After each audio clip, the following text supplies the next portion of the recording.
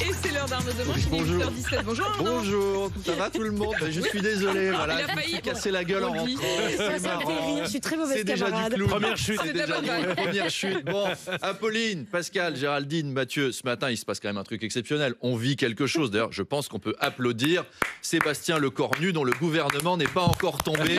Bravo, Sébastien! Record battu. Vous allez voir qu'il va même réussir à nous faire passer une loi. Non, je déconne.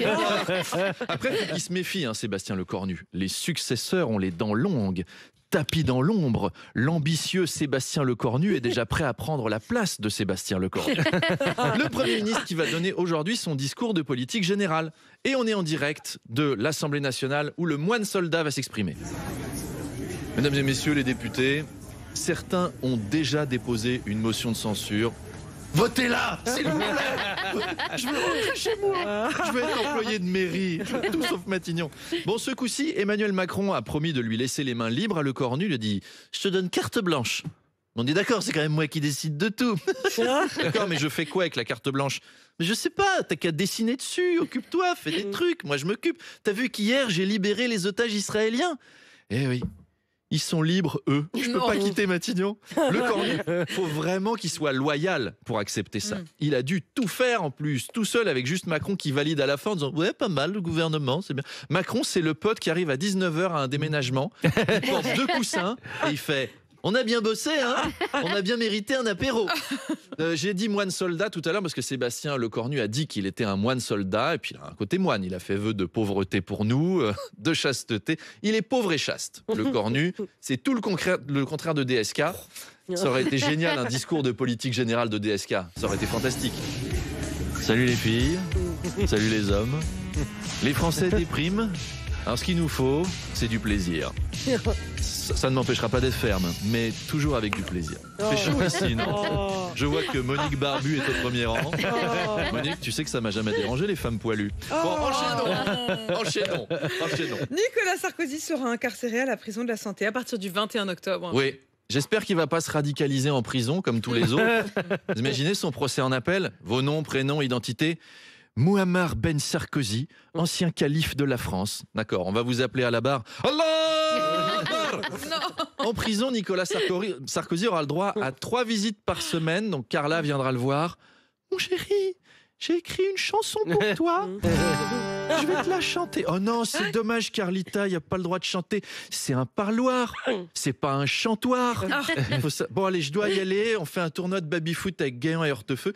Il y a tous ses copains, c'est comme une colonie de vacances, c'est cool. Il va jamais vouloir rentrer à la maison, d'ailleurs. Ce matin, Arnaud, c'est le premier conseil des ministres. Oui, l'occasion de mieux connaître nos nouveaux ministres, comme Monique Barbu. Monique Barbu, Monique. CNews était en boucle dessus hier. Non mais c'est un scandale, depuis le temps qu'on le dit. Et ça y est, les barbus sont au pouvoir. N'est-ce pas Philippe de Villiers? Tout à fait, Pascal. Monique Barbu est sans doute une sorte d'islamo-transgenre. Voilà, les barbus font de l'entrisme au gouvernement. Évidemment que Bruno Retailleau ne pouvait pas cohabiter avec une barbue. Et pourquoi pas Laurent Muezzin à l'intérieur ou Stéphane Minaret aux armées? C'est invraisemblable. Voilà, attention Philippe Bilger, vous me faites faire mes ablutions là. Alors que je ne veux pas, je ne suis pas barbu. Alors à part Monique Barbu, on a aussi Laurent Panifou. Mais non. Il a un nom sympa. Il a un nom cool, Laurent Panifou. Ah oui, On Laurent dirait une Panifou. marque de gâteau. Oui, c'est vrai.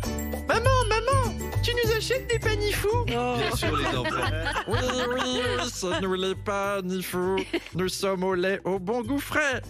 Et oui, pour votre enfant, une pomme, un jus de fruits et 2 panifous, c'est le secret.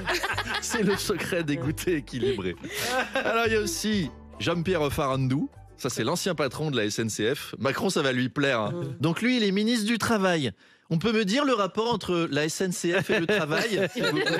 Non, mais c'est juste qu'il était dispo. Bah, j'imagine, ouais. Il est en retraite depuis qu'il a 45 ans. Et alors, enfin, mon chouchou, ministre délégué à la ruralité, Michel Fournier. Alors, lui, il est Faut le passé dire à vite. une lettre du drame. Faut le dire vite.